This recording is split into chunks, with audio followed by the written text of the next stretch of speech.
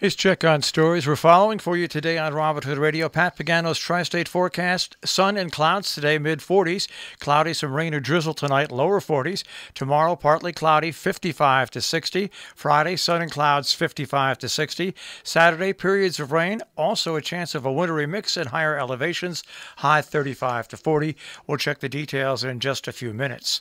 A man was trapped below ground has been extracted, according to the Dutchess Emergency Response. A Wingdale Materials employee trapped in the cab of an excavator underground in the company's mine is recovering in a hospital after being rescued by first responders, according to Bob Yarmenko, Assistant Vice President at Peckham Industries, which owns Wingdale Materials in Eastern Dutchess. Yarmenko said the man, a 9-year employee, was struck by a large rock that became dislodged from an adjacent area and became stuck in the excavator at about 1:30 yesterday. Dana Smith, Dutchess County Emergency Response Commissioner, said a local fire department was dispatched with the report of a man with a leg injury relating to machinery roughly 2,500 feet below the ground. Yarmenko said the mine is not quite that far underground. Smith said a rescue team comprising of LaGrange, Arlington, and Poughkeepsie fire departments was working on the rescue, and Dover was the primary agency. After being extracted, the man was flown by helicopter to Westchester Medical Center with an injury to his arm and wrist. Yarmenko said he had spoken with the man who was resting, had contact with any staff or student other than the students who live in their homes. Some more COVID news out of Region 1 in both Kent and North Canaan Elementary School. In Kent, Kent Center School middle school student tested positive for the coronavirus. No close contact within 6 feet or 15 minutes or longer over a 24-hour period was identified at the school. The student and family members will quarantine. In North Canaan, a family member of an elementary school student and a family member of a middle school student. The elementary school student has not been in the building since December 13th, and the middle school student has not been in the building since December 10th. Neither family member has been in the building, and neither has had contact with any staff or students other than the students who live in their homes. All family members will remain at home in quarantine per CDC guidelines. There's been no close contact outside the classroom, so the school says there's no need for quarantining or closing classrooms at this time.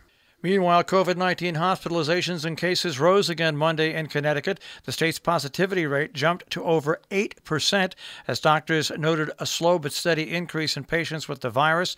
Another 35 COVID-positive patients were admitted to the hospital on Monday, bringing the state's hospitalization total to 681. The state is now treating more than 100 additional patients than it was treating 1 week ago, just before Thanksgiving. November 19th, the state was treating 247 patients. COVID in Connecticut is at a level that has not been seen since last winter. Out of Great Barrington, if voters approve it at the annual town meeting this spring, eligible senior citizens will be able to apply for property tax deferments with some modifications. The select board in a 3-2 vote greenlighted the proposal that was first endorsed by the town's finance committee.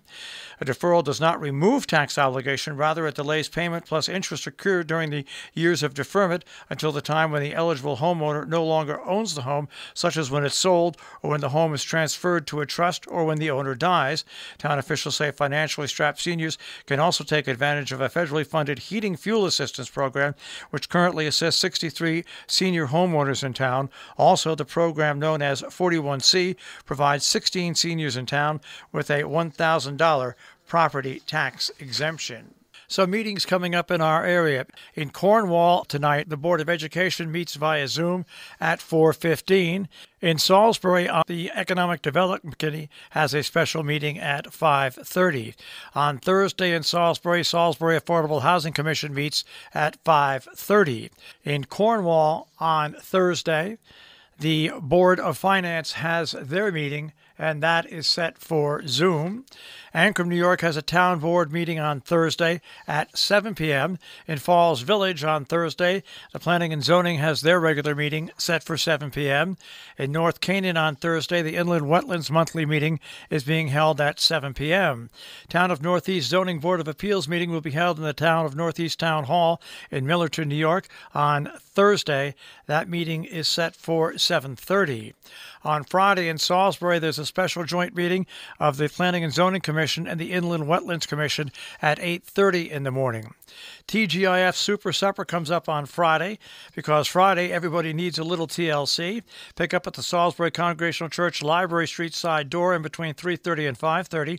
The free supper includes bread, fruit, cheese, dessert, and Harney tea. You can reserve your soup supper by calling 860-337-2470. Meanwhile, in Falls Village on Saturday, the Falls Village Holiday Celebration and annual tree lighting will take place at 3 p.m. Standard Space Gallery in Sharon has an opening reception on Saturday from 4:30 till 7 p.m.